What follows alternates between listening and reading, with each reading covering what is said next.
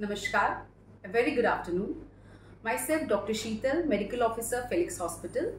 और आज हमारे साथ हमारे डॉक्टर लाइव में हैं doctor Anshumala Sinha, senior consultant internal medicine Felix hospital. Welcome ma'am. Thank you. So आज हम डॉक्टर साहब से डिस्कस करेंगे डेंगू फीवर। मैम, क्योंकि मौसम भी वैसा ही होता जा रहा है कि बहुत केसेस आजकल हमारे डेंगू फीवर के सामने आ रहे हैं, तो आज हम दर्शकों के लिए जानना चाहेंगे कि डेंगू फीवर क्या होता है। मैम शीतल बिल्कुल सही बताया, हमारे पास डेंगू फीवर के केसेस आने लगे हैं। डेंगू एक वायरल बुखार है जो कि मच्छर के काटने से, मॉस्किटो एडीज मच्छर के काटने से होता है और इस कैन भी बहुत माइल्ड से लेकर सीवियर सिम्टम्स तक हो सकते हैं। ओके मैम, अगर सिम्टम्स की बात करें तो क्या कंप्लेंट्स लेके पेशेंट आते हैं? ज़्यादातर सिम्टम्स वेरी करते हैं, माइल्ड से लेकर बहुत सीवियर तक। ज़्यादातर लोगों को बहुत तेज़ बुखार आती है और जो तेज़ बुखार है वो एसोसिएटेड होएगी या तो उनको बहुत सीवियर बॉडी एक होती है, कभी कभी आंखों के पीछे पेन दर्द होता है, हेडेक होता है, एब्डोमेन पेन में कहीं कहीं पे पेट में दर्द होगा और जॉइंट एक्स वगैरह होंगे। जब डेंगू सीवियर होने लगता है तो ब्लीडिंग, पेशेंट्स को कहीं ना कहीं से गम से ब्लीडिंग हो सकती है, पेट में दर्द हो सकता है, ग्लैंड सोलन हो सकते हैं। इस तरह के सिम्टम्स हाई फीवर यूजुअली रहते हैं और सिम्टम्स पेशेंट्स को ज़्यादातर 2 से 5 दिन तक सिम्टम्स बहुत ज़्यादा रहते हैं। इसके बाद वो अपने आप, कई बार सेल्फ लिमिटिंग डिजीज़ है, कई बार ठीक हो जाते हैं, कई बार वो कॉम्प्लिकेशंस की तरफ जाने लगते हैं।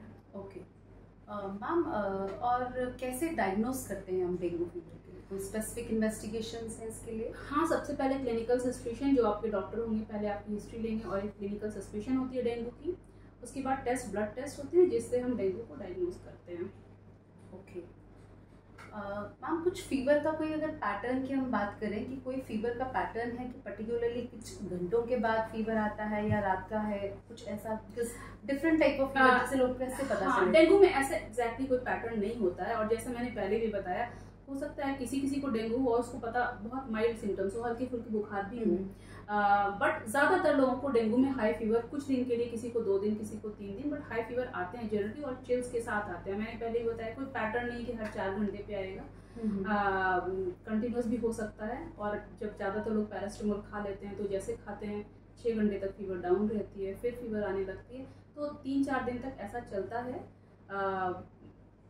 अदरवाइज ऐसा कोई पैटर्न नहीं कि एवरी 48 आवर्स, एवरी 6 आवर्स आपको फीवर आएगा। ओके और मैम, अगर हम ट्रीटमेंट की बात करें तो नॉर्मली जैसे फीवर का ट्रीटमेंट रहता है कि हम सिम्टोमेटिक ट्रीटमेंट देते हैं, तो क्या कोई स्पेसिफिक ट्रीटमेंट है डेंगू का? अभी तक कोई स्पेसिफिक ट्रीटमेंट डेंगू की नहीं है। डेंगू की ट्रीटमेंट मेनली सपोर्टिव है।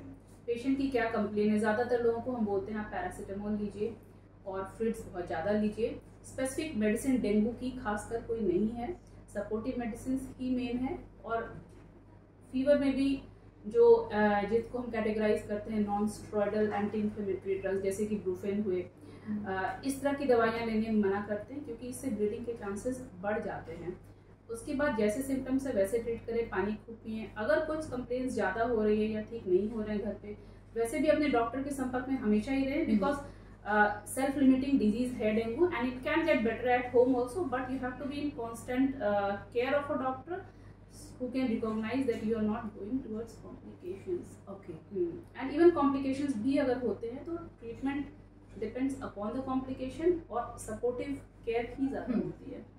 मैम, कॉम्प्लिकेशंस की बात करेंगे कि कौन से अलार्मिंग साइंस हैं जिसपे पेशेंट को घर नहीं बैठना चाहिए?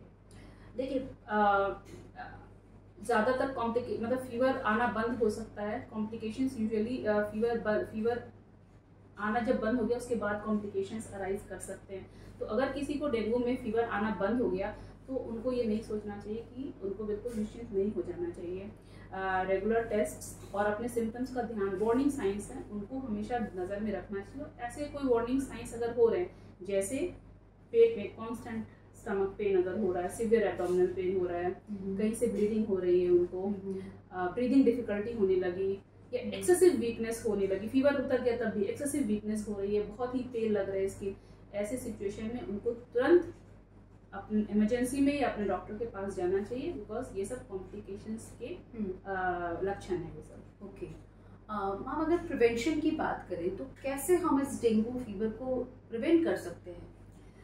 जैसे कि आपने खुद ही बोला कि हम सबकी भागीदारी है, तो अगेन इसको हम कैसे बच सकते हैं, इसको हम डिवाइड कर सकते हैं अलग अलग स्टेप में। सबसे पहले तो हम जिससे मच्छर से होता है, इसमें कम्युनिटी पार्टिसिपेशन का रोल आता है, हम सबकी भागीदारी इसमें इम्पोर्टेंट होती है। क्योंकि ये मच्छर काटने से होता है, तो हम मॉस्किटोज की ब्रीडिंग को रोक के पहला step, this is called source control, हम पहले सोर्स को कंट्रोल करें जिससे वो फैल रहा है। तो मॉस्किटो के ब्रीडिंग प्लेसेस को हम खत्म करें, जहाँ जब एडिस मॉस्किटो के जो एग्स होते हैं वो पानी में ही हैच होते हैं, पानी में ही वो पनपते हैं। तो ऐसे कोई भी जगह पे हम पानी जमने ना दें, चाहे वो घर के अंदर हो, बाहर के हो, फ्लावर वास होते हैं घर के अंदर, जार्स होते हैं, ओपन बॉटल्स होते हैं, घर के आसपास भी अगर देखें तो टायरों में पानी जम जाता है, अनकंस्ट्रक्टेड मटेरियल्स रहते हैं। तो पानी को जमा नहीं होने दें, खुद भी नहीं होने दें, और अगर बगल इसमें कम्युनिटी पार्टिसिपेशन की जरूरत है, everybody should be aware of this.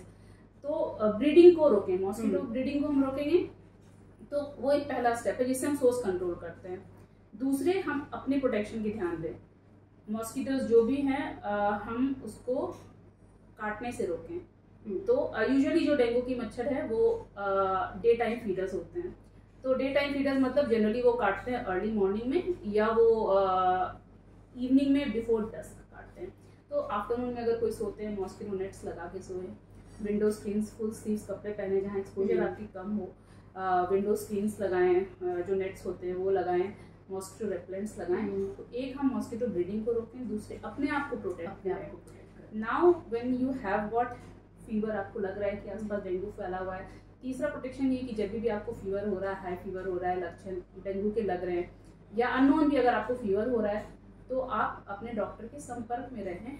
और अगर डेंगू डायग्नोज हो जाता है तो अपना प्रॉपर केयर करें, और अपने अलार्मिंग सिग्नल्स पे हमेशा ध्यान दें कि आप डेंगू से सिवियर डेंगू की तरफ तो नहीं जा रहे हैं। ये सब करके we can protect at least, if not from, firstly from dengue, secondly from severe dengue. Ma'am transmission की अगर बात करें तो क्या ये पर्सन टू पर्सन ट्रांसमिट होता है? Not directly person to person transmit नहीं होता है ये, बट जो इन्फेक्टेड मॉस्किटो है, जो इन्फेक्टेड पर्सन है, मॉस्किटो इन्फेक्टेड पर्सन से मॉस्किटो इन्फेक्टेड हो सकते हैं, और वही मच्छर जो किसी इन्फेक्टेड पर्सन को काटे हैं, वो मच्छर अगर किसी हेल्दी इंडिविजुअल को काटता है तो उससे वो ट्रांसमिट हो सकता है। बट डायरेक्ट पर्सन उसकी चीज़ों को छूने से, उसके पास बैठने से ट्रांसमिशन नहीं होता है डेंगू का। ओके। एंड अगर किसी को एक बार डेंगू हुआ है तो क्या चांसेस है कि उसे फिर से डेंगू हो?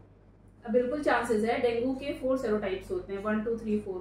तो जिसको एक टाइप के डेंगू से, एक सेरोटाइप से डेंगू हुआ है, that person is immunised to that serotype of dengue. वो उसको लेकिन दूसरे बाकी तीनों से उसको हो सकता है डेंगू। तो बिल्कुल चांसेस है कि अगर एक बार डेंगू हुआ है तो उसको दोबारा भी डेंगू हो सकता है, लेकिन अलग सेरोटाइप से। और यूजुअली किसी को सेकंड टाइम डेंगू अगर होता है तो that is more severe than the first time. तो इसीलिए अगर जिसको एक बार डेंगू हो चुका है वो तो अपना और ज़्यादा सारे ध्यान रखें, वो और ज़्यादा ध्यान रखें, because second dengue is more severe than the first.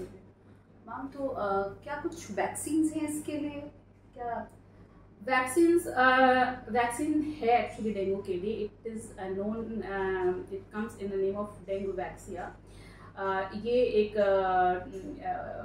Vaccine चारों स्ट्रेन को कवर करता है, बट ये हमारी कंट्री में अप्रूव नहीं है। सो इफ हम इंडिया की बात करें तो we do not have a dengue vaccine at the moment, but ये वैक्सीन अभी कई देशों में अप्रूव हो गया है। अराउंड 20 कंट्रीज में ये वैक्सीन अप्रूव्ड है।